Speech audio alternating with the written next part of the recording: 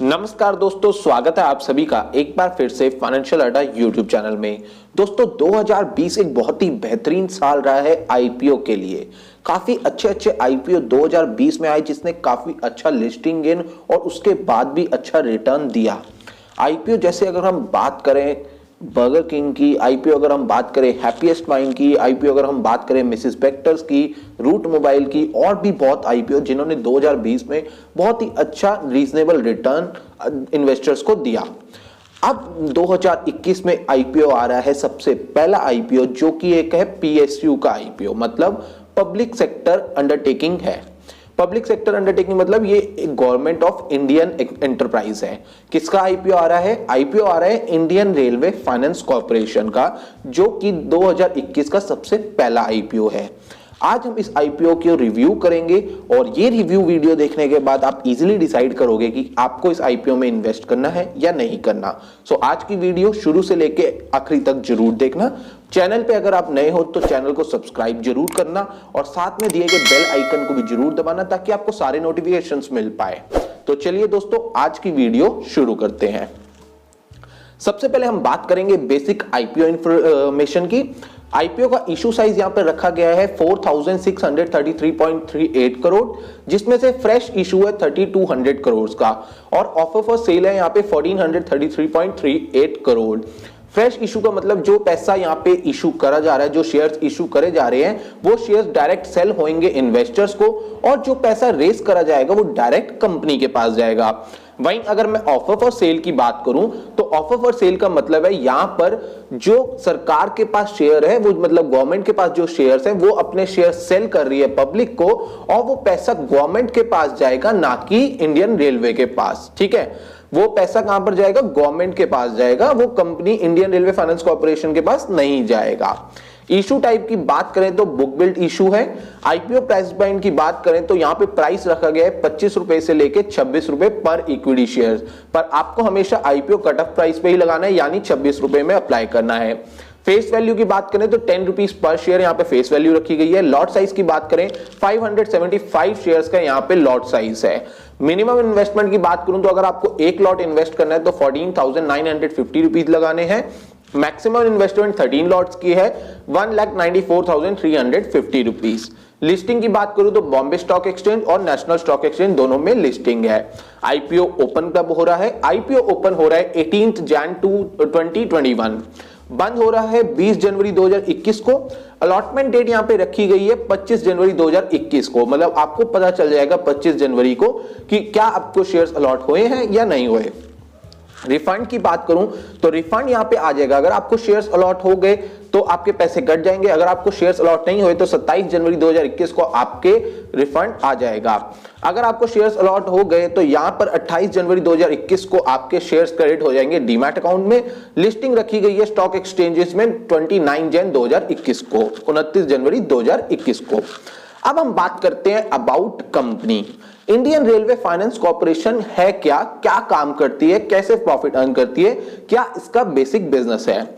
Incorporated in 1986, the Indian Railway Finance Corporation is a public sector enterprise that is wholly owned by Government of India, मतलब Government of India इसे wholly owned करती है।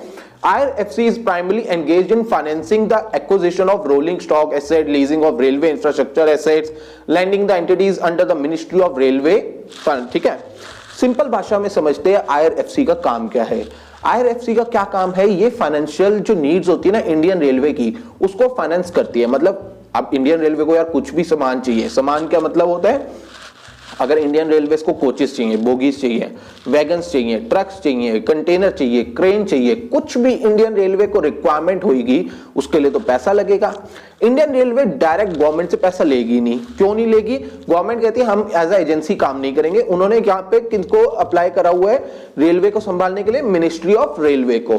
ठीक है, ministry of railway कहती है हम भी एज ए एजेंसी काम नहीं करेंगे, हम यहाँ पर किसी को मतलब इतना हमारे पास टाइम नहीं कि हम यहाँ पर एज ए एजेंसी काम करके आपके लिए पैसा रेस करेंगे। सो हमने क्या करा, मैं बात कर रहा हूं मिनिस्ट्री ऑफ रेलवेज की। मिनिस्ट्री ऑफ रेलवेज ने क्या करा, यहाँ पे एक होली ओन्ड सब्सिडरी बना दी गवर्नमेंट की, इंडियन रेलवे फाइनेंस कॉर्पोरेशन, जिसका काम है रेलवे के लिए फंड्स को रेस करना, रेलवे के लिए फंड्स को रेस करना। तो आईआरएफसी का क्या काम है, फंड्स रेस करती है किसके लिए, रेलवे के लिए। रेलवे को जो भी नीड होगी आईआरएफसी वहां पर फंड्स रेस करेगी, ठीक है।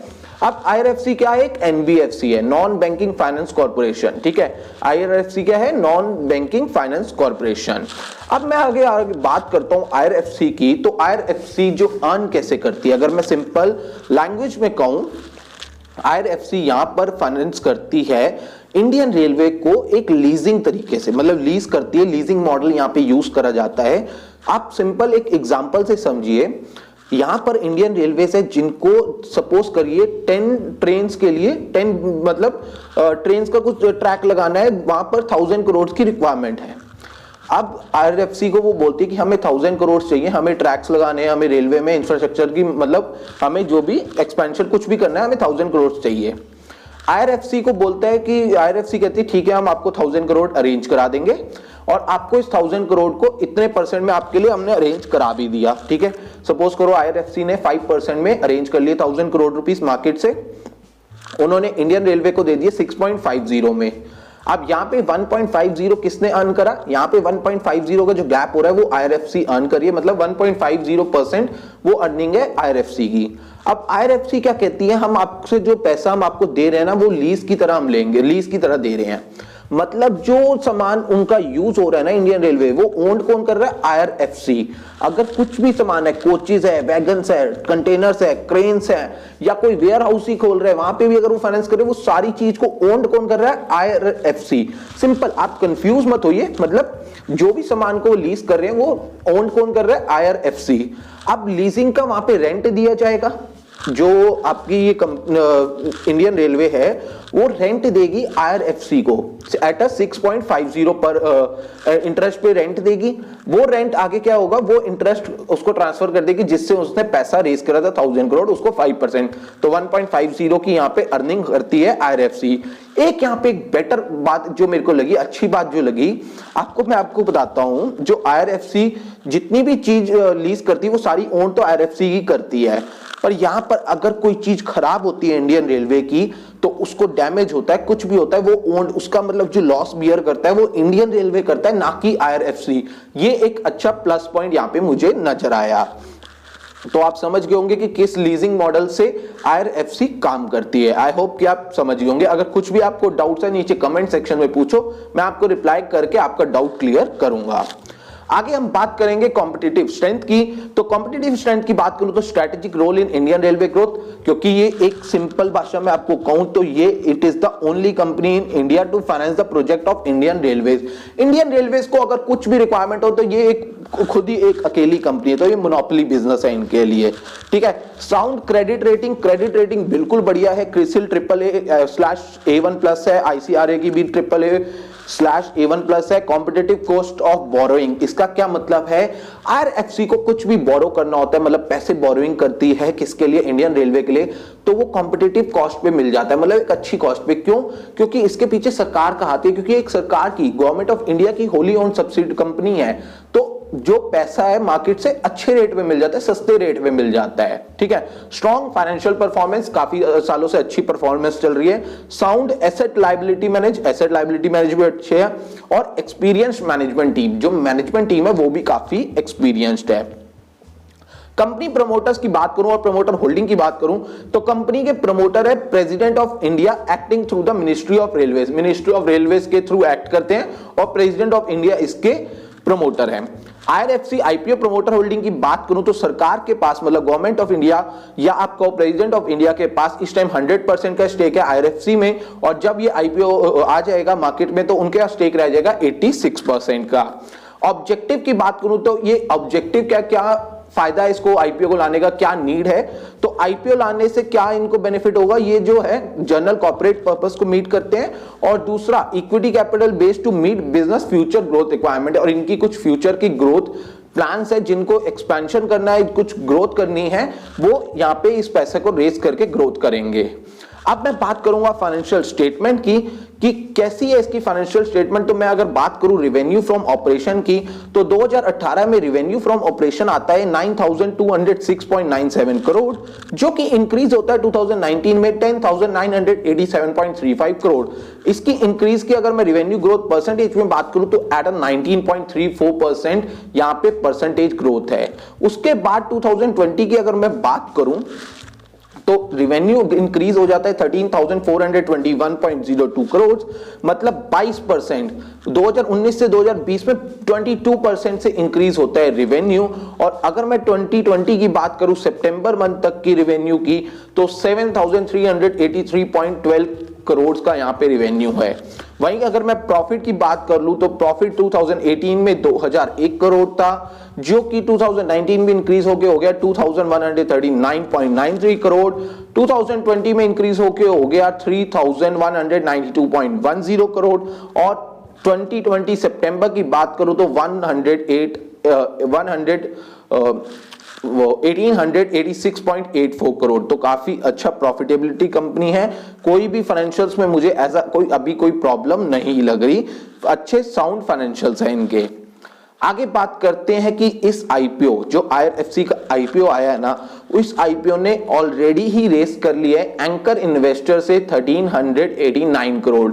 1389 करोड़ एंकर इन्वेस्टर से आईआरएफसी ने रेस कर लिए हैं। अब इन एंकर इन्वेस्टर्स में कौन कौन है हम बात करते हैं। जैसे फॉरेन इन्वेस्टर्स भी हैं इनमें, बीएनपी पारिबास, गोल्डमैन सैक्स, Kuwait Investment Authority, Monetary Authority of Singapore. और अगर मैं वहीं बात करूं डोमेस्टिक इंस्टीट्यूशंस की, तो एचडीएफसी इक्विटी फंड ने लिए हैं यहाँ पे आईआरएफसी के shares, HDFC housing opportunity fund और डिविडेंड यील्ड फंड ने भी लिए हैं, Nippon India tax saver fund ने लिए हैं, और भी निप्पॉन इंडिया की 4 और स्कीम्स हैं जिन्होंने यहाँ पे आईआरएफसी के शेयर्स को ऑलरेडी बाय कर लिया है। तो ये बहुत ही अच्छी न्यूज है कि आईआरएफसी रेस कर लिए, यानी एंकर इन्वेस्टर से रेस कर लिए हैं। अब हम बात करते हैं जीएमपी की। जीएमपी होता है ग्रे मार्केट प्रीमियम, जिससे हमें पता चल जाता है कि इस आईपीओ में लिस्टिंग गेन होने के चांसेस है या नहीं, एक आइडिया मिल जाता है। तो अभी जो जीएमपी चल रहा है वो चल रहा है 1 से 2 रुपए के बीच। अगर हम मान के चलते हैं 2 रुपए हमें अगर पर जीएमपी मिलता है, मतलब 2 रुपए ऊपर आईपीओ खुलता है, तो अंदाजा आपकी बात करूं तो हमें 1100 रुपए तक का प्रॉफिट यहां पे देखने को मिल जाता है। ठीक है, सो जीएमपी यहां पर 1 से 2 रुपए के बीच में है। अब मैं बात करता हूं मेरे व्यू की कि क्या मैं इस आईपीओ में इन्वेस्ट कर रहा हूं। तो मेरा क्या कहना है, मैं आईपीओ में जा रहा हूं लॉन्ग टर्म इन्वेस्टमेंट्स के लिए। मैं सब्सक्राइब कर रहा हूं इसे लिस्टिंग गेन के लिए नहीं सब्सक्राइब कर रहा, मैं इसे लॉन्ग टर्म इन्वेस्टमेंट के लिए सब्सक्राइब कर रहा हूं। मैं अगर बात करूं आपको क्या करना चाहिए, अगर आप लिस्टिंग गेन के लिए जा रहे हो तो अगर आप हाई रिस्क टेकर इन्वेस्टर हो, अगर आप रिस्क लेना की क्षमता रखते हो, तो आप इसमें लॉन्ग लिस्टिंग गेन के लिए जा सकते हो। और अगर आप लॉन्ग टर्म के लिए इन्वेस्ट करना चाहते हो तो मुझे ये कंपनी अच्छी लगती है।